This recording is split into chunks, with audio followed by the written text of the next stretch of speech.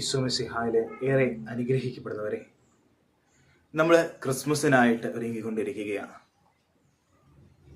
പരിശുദ്ധ കന്യാമറിയവും വിശുദ്ധ യോസേപ്പ് പിതാവും ഉണ്ണീശോയും അടങ്ങുന്ന ഒരു കുടുംബത്തിലേക്കാണ് നമ്മൾ ഈ ക്രിസ്മസിന്റെ രാവ് നമ്മളെ കൊണ്ടെത്തിക്കുന്നത്. നമ്മുടെയൊക്കെ കുടുംബങ്ങൾ ഈ ഒരു തിരുക്കുടുംബം പോലെ ആകണമെന്നാണ് നമ്മൾ ആഗ്രഹിക്കുന്നതും പ്രാർത്ഥിക്കുന്നതും. ഞങ്ങളുടെ കുടുംബങ്ങളെയും ആ തിരുക്കുടുംബത്തിന് അനുരൂപമാക്കണമേ എന്ന നമ്മുടെ പ്രാർത്ഥനകൾ മൊത്തം.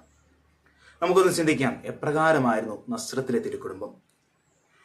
ദൈവം പറഞ്ഞ വാക്കിനോട്, ദൈവം പറഞ്ഞ വചനത്തോട് ആമേൻ പറഞ്ഞ പരിശുദ്ധ കന്യാമറിയം, അവളുടെ ഉള്ളില് വചനം മാംസമായിട്ട് രൂപാന്തരപ്പെട്ട് അവളുടെ ആമേന് ജനനം ഈശോയിലൂടെ വന്നു.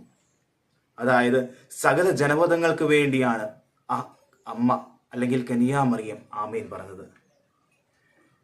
അപ്പോൾ പരിശുദ്ധ കന്യാമറിയം അനുസരണത്തിന്റെ മാതൃകയായിട്ട് നമ്മുടെ മുമ്പിൽ നിൽക്കുകയാണ്. ഇനി വിശുദ്ധ യോസേപ്പ് പിതാവിനെ കുറിച്ച് നമുക്ക് ചിന്തിക്കാം.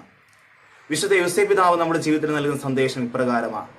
സ്വപ്നത്തിൽ തനിക്ക് ലഭിച്ച സന്ദേശം അത് പൂർത്തിയാക്കിയവനാണ് വിശുദ്ധ യോസേപ്പ് പിതാവ്. നിശബ്ദനായിരുന്നുകൊണ്ട് ദൈവഹിതത്തിന് അനുസരിച്ചുകൊണ്ട് അന്നുള്ള യഹൂദ നിയമത്തിന് വിപരീതമായിട്ട് കല്ലെറിഞ്ഞു കൊല്ലണമെന്ന നിയമത്തെ അതിലംഘിച്ചുകൊണ്ട് തൻ്റെ സ്നേഹത്തിലേക്ക്, തൻ്റെ ആ സംരക്ഷണത്തിലേക്ക് ചേർത്ത് പിടിച്ചൊരു പിതാവ്. ഉണ്ണീശോ നമ്മെ പഠിപ്പിക്കുന്നത് എന്താണ്? അവൻ ജ്ഞാനത്തിലും പ്രായത്തിലും ദൈവത്തിൻ്റെയും മനുഷ്യരുടെയും പ്രീതിയിൽ വളർന്നു വന്നു എന്നുള്ള. ഉണ്ണീശോ നമ്മെ ഓർമ്മിപ്പിക്കുന്ന വേറൊരു കാര്യം കൂടിയുണ്ട്.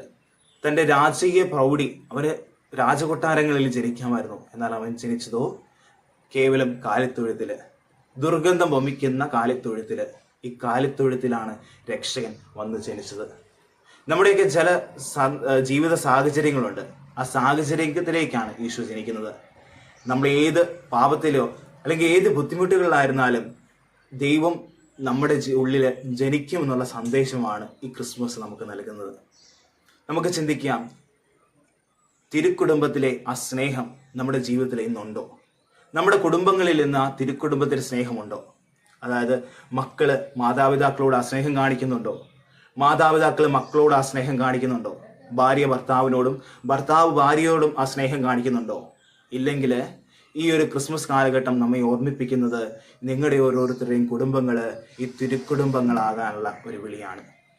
നമുക്ക് പ്രത്യേകമായിട്ട് പ്രാർത്ഥിക്കാം, ഞങ്ങളുടെ കുടുംബങ്ങളെയും അങ്ങയുടെ തിരുക്കുടുംബം പോലെ ആക്കണമേ. ആമേൻ.